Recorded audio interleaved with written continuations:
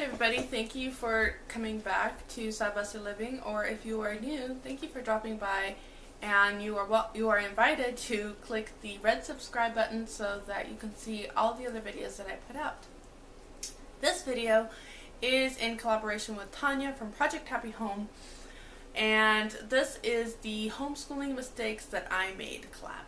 And I don't have any specific number, I was invited to do it, and then I wanted to wait till all the videos came out so I could kind of gauge and see if what the content I wanted to put out was kind of where everybody was going, and it seems like it is. So I'm not trying to copy. I kind of had some stuff written down, and let's just jump right in. And that is feeling like we had to start educating at the age of 4, you know, the preschool years or kindergarten years or whatever it is now, because I can't keep up with it. Feeling like I had to do that. I did that with my daughter, and so we had, oh, she looks like she's interested in school. Okay, so school always starts in September. That's when we're going to start. We had our first day of school pictures, and we had my mother-in-law come, who was a former teacher of the elementary years, the lower elementary years. So she came, and interruption number 1. So she graciously gave up her time, came, and we did everything, and we had that going for a few weeks of just what we're going to be doing every day. And I knew right offhand I was not comfortable in that environment, and we kind of started dying out with that structure. That kind of goes along with number 3, but let's just go back. So then with my son, so my daughter, very eager to learn. The second one, the son, boys are not really as eager to sit down and do academics. And it was very stressful. It was a very stressful time trying to get him, okay, you're now 5, you're not even 4 now, you're 5, you really need to be doing school. He really didn't blossom in learning until he was like 6 or 7. Now my third child, the second son, last year at the age of 4, he wanted to learn to read. He brought me his reading book, Teach Your Child to Read in 100 Easy Lessons, and said, can you teach me how to read? And I was like, okay, but this time I did it differently. I just kind of did it whenever he asked, and he's starting to read really well, starting to recognize different sounds and things. And he is 5, and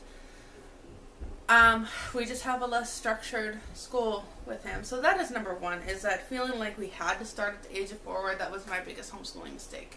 Keeping it low-key and starting when they were ready to was a much better fit for our family. Number 2, placing a value on curriculum cost.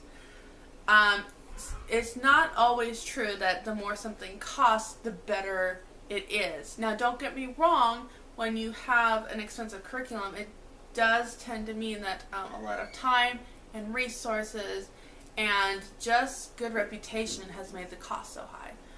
But that is not the complete value on something. It's not a cost.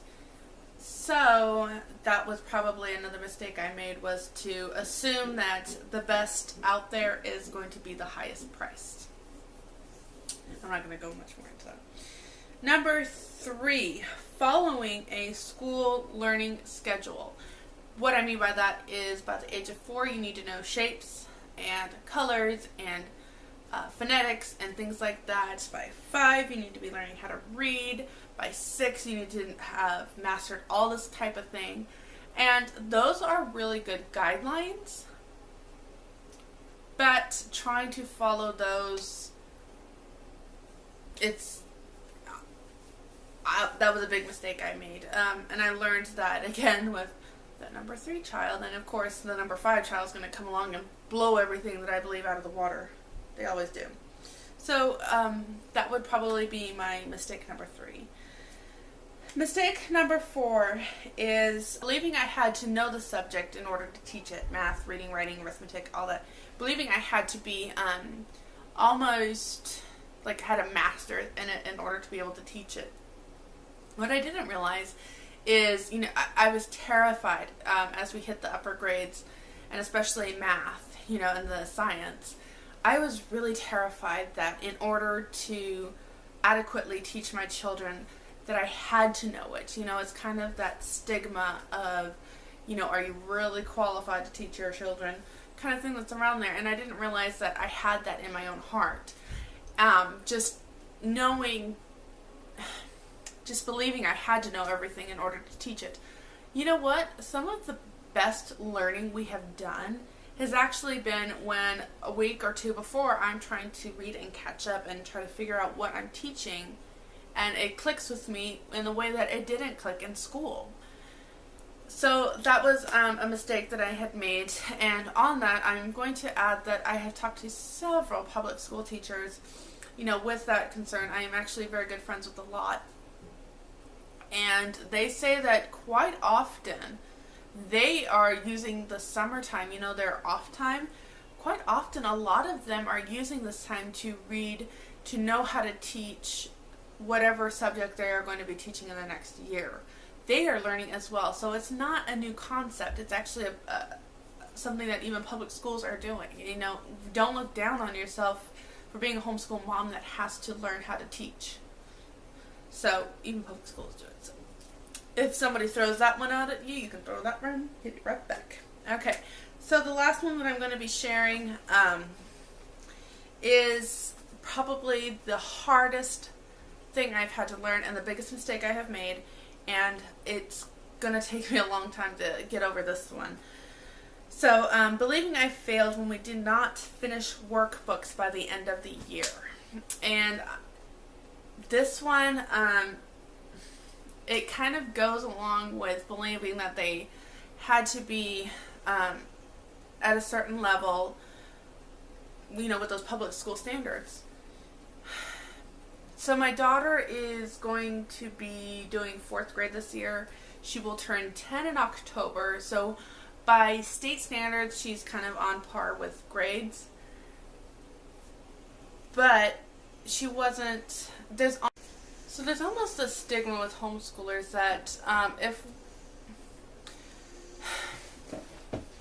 or maybe it's just in my town, but it's almost like the homeschoolers of our town actually have to excel the public school, or we're not doing diddly squat. If our kids aren't the best everything, then why are we homeschooling?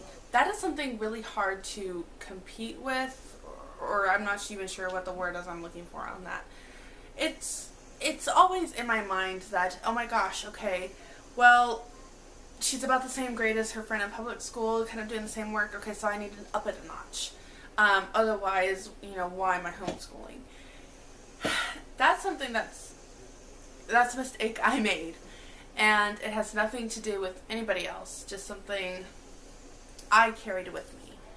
And even now, we did not finish some of the school that I wanted to finish this summer. We haven't finished all the math. We are not where I want us to be in the math. Some of the other things, definitely. But, and I always feel like once you get behind, it's really difficult to catch up. And so that's probably a huge mistake I made, was believing I failed as a homeschooling mom when my kids didn't finish that workbook. And to be honest, it still really bothers me. It's a mistake because I can talk to my kids and they're learning and they are doing what the heart of homeschooling is. I have the heart of my children. They don't hate school. I mean, there's days when they'd rather play outside, but who doesn't want to? And there is plenty to learn outside. They don't hate it. And it's interesting to me that when we talk to our friends, some of them in the public school, how many of those kids just are like, ugh, I hate school. Or the social butterflies that are just like, yeah, I get to talk to my friends, but if you talk to them about academics, they don't necessarily have an answer for you. So those were, I'm going to have to end this because I keep getting interrupted. But those are some of the few, there's many, and I will continue to make many more, but those are just a few of the homeschooling mistakes that I made. So I'm going to leave the playlist linked down below so you can check out all the other participants in this. Some of them are really dang good.